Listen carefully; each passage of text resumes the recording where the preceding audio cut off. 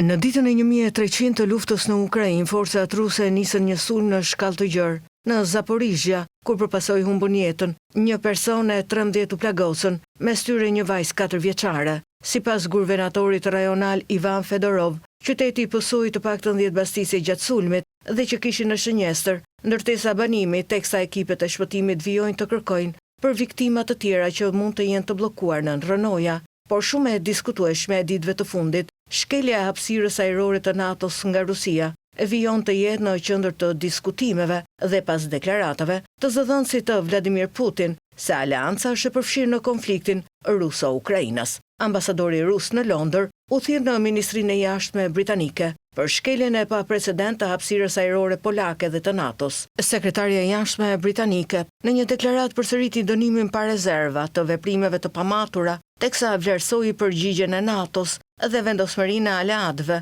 për të qëndruar në krah të Kievit. Rusia, tha sekretarja e Jashtme britanike, duhet t'i jap fund luftës së palishme në Ukrainë. Lufta në Ukrainë pritet të jetë në agjendën e punimeve të Asamblesë së Organizatës së Kombeve të Bashkuara në New York, ku dhe një takim i mundshëm mes presidentit Donald Trump dhe Volodymyr Zelensky nuk përjashtohet.